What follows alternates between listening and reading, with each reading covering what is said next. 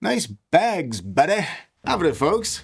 My fire alarm went off randomly last night at 3 o'clock in the morning, and it took me 2 or 3 minutes to get it to shut up, so I probably woke up half my neighborhood. And then I had one of those proper nightmares that are so, realistic and lucid that they stick with you for the entire next day. My absolute best friend on the planet, who I adore, walked up to me and smiled their big, beautiful smile and pushed a butcher's knife right through my heart. And I couldn't get back to sleep after it. And now I'm heading out to meet a bunch of folks so we can watch Obsession, which is, of course, Curry Barker's feature-length directorial debut. If you're not already familiar, this guy's name has been popping up pretty much everywhere over the last 18 months or so. Initially, he built a decent-sized audience making sketch comedy and short horror content with his creative partner, Cooper Tomlinson, on their YouTube channel, That's a Bad Idea. Then they released a brilliant low-budget horror short called Milk and Cereal, which I believe Curry also wrote and directed. Milk and Cereal got a lot of eyes on him, and that resulted in him getting the chance to make Obsession, which is a Focus Features film. And the overwhelmingly positive response to Obsession's premiere at the Toronto Film Festival landed Curry a spot in the director's chair for the next iteration of Texas Chainsaw Massacre. And so, everybody seems super hyped for this new horror movie from this new horror director, except me. Because I'm an old, jaded horror fan who has been through this cycle too many times. And so, as I'm walking into this theater, I'm going to keep my smile on and my fingers crossed, and I'll be right back to let you guys know what I thought.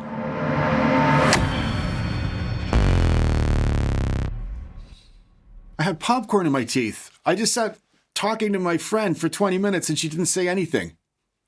Does that make her a good friend? Right. As I said earlier, I am a jaded horror fan. I am completely desensitized to pre-release movie hype, especially when it comes to horrors, because it feels like the focus has shifted towards making the trailer a brilliant mini horror movie instead of making the movie a brilliant horror movie.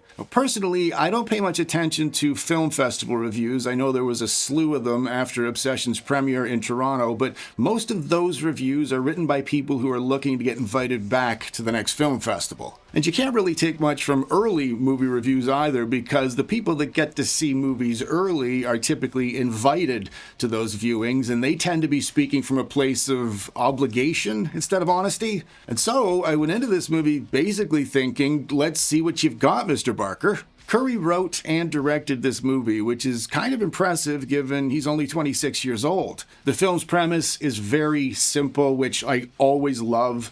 After breaking the mysterious one-wish willow to win his crush's heart, a hopeless romantic gets exactly what he asked for. However, he soon discovers that some desires come at a dark and sinister price. Michael Johnson plays Bear. He is infatuated with Nikki, who is played by Indy Navarrete. It's very simple. Bear really wants Nikki to like him. It's a position a lot of us guys have been in, myself included.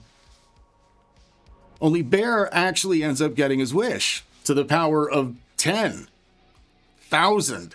And from the second he gets his wish, everything ramps up and twists and turns and sours and curdles.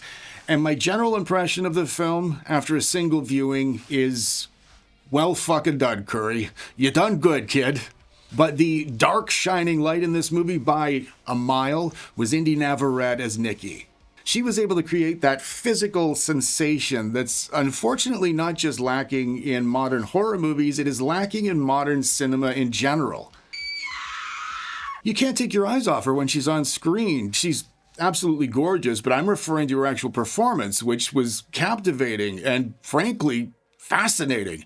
Michael Johnson, who played Bear, did a fantastic job as the unfortunate recipient of Nikki's obsessed and unhinged attention. He did remind me a lot of Rowan Campbell, whom you might know as the unfortunate lad who contributed to making 2022's Halloween Ends hilariously and unforgivably terrible. He never beat up Michael Myers and took his mask. It never happened. They look alike, they have similar postures and demeanors and mannerisms, but that actually works for the Bear character in this movie. Bear's just a quiet beta type guy who is the exact type of guy who would make a wish for a girl's affections. Being a standard monkey paw premise where the person granted the wish ends up saddled with some unexpected and usually malicious and ironic consequences, the movie's basic message is be careful what you wish for. But what elevates this above standard is Curry's writing. From the moment the wish is granted, the consequences are anything but standard. It's as if Nikki is born again into a brand new brain, and that brand new brain happens to be normal.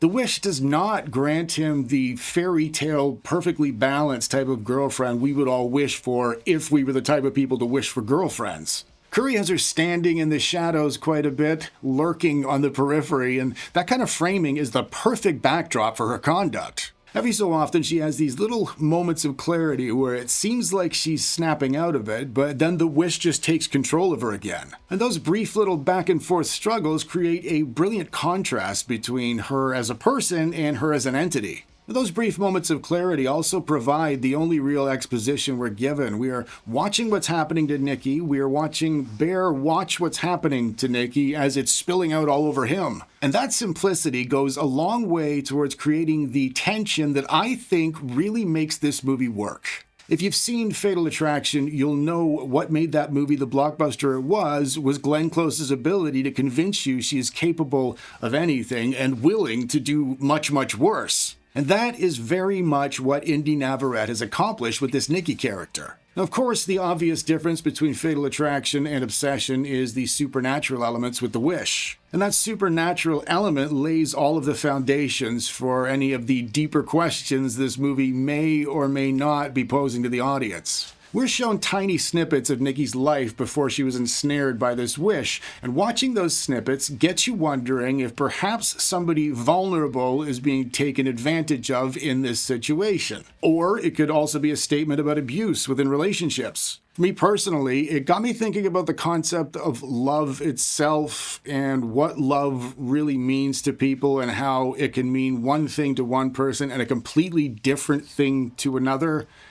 Having said that, I can still feel the butcher's knife penetrating my sternum from last night's dream. After a single viewing, I can't tell whether or not this movie is intentionally posing any of these questions to the audience. But the great thing is, Curry never pulls out the kind of convenient Necronomicon inked in the blood of over-explanation that directors like Fede Alvarez use to completely kill any of the potential intrigue that's supposed to be inherent to the supernatural. This story is very simple, and as far as I am concerned, simple is always better. Bear makes a stupid decision without thinking about it, and then he suffers the consequences of that stupid decision. Are the eventual consequences proportionate to his stupid decision? Absolutely not. But this is a horror movie, and in great horror movies, the innocent must always suffer.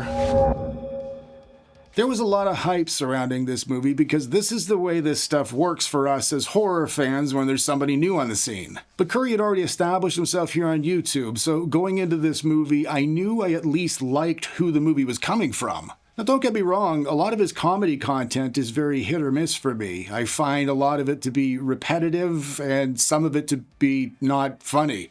But with his horror shorts, even the ones I'm not 100% on, he has a very distinct writing style, and I feel like he has succeeded in bringing that style to the big screen format. When Nikki isn't actually in a scene, the tension her character created earlier permeates the scene anyways. When we're sitting with Bear by himself, we feel her absence. We're always wondering when she's going to come back, and we're always worried about when she's going to come back, and what kind of mood is she going to be in when she gets here, and what kind of mood should we be in to accommodate that mood. It's all realistic, relatable stuff, except it is cranked up to the nth degree. And sadly, I could probably count on one hand the number of horror movies that have been able to generate that kind of organic tension in the last 10 years. Now, of course, solid writing on its own couldn't create this effect without a solid actor to convey all these sentiments, and so hats off to Indy. This is absolutely the type of unhinged physical and emotional performance that'll get her acting gigs for as long as she wants to take them.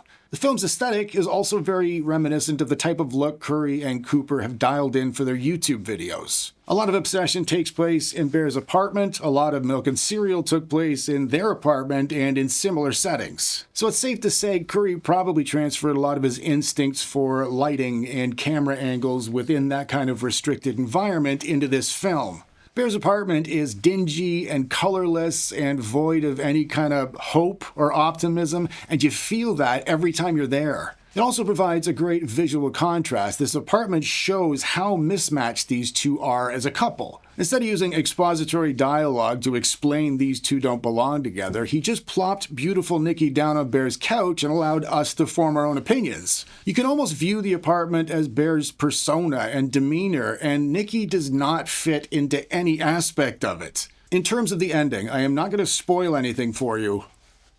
It was a little predictable. But as part of the story as a whole, I think it worked perfectly well in terms of tying off any loose ends and wrapping everything up without dumping a bunch of exposition all over us. If you can't tell already, I highly recommend this movie. I don't think it matters whether you see it in the cinema or you wait till it hits streaming at home. But I would highly recommend you check it out either way. This is definitely a movie I will be watching a second time with a more critical eye. We shall see whether or not I get to make a video reviewing it. As I said, this is distributed by Focus Features, but they are a part of Universal. And when it comes to willfully abusing YouTube's copyright system, Universal are the devil as far as I'm concerned. Right, you know the drill. If you end up checking out Obsession, let me know what you thought about it down in the comments section. As always, thank you so much for watching my dumb little video. And until next time, folks.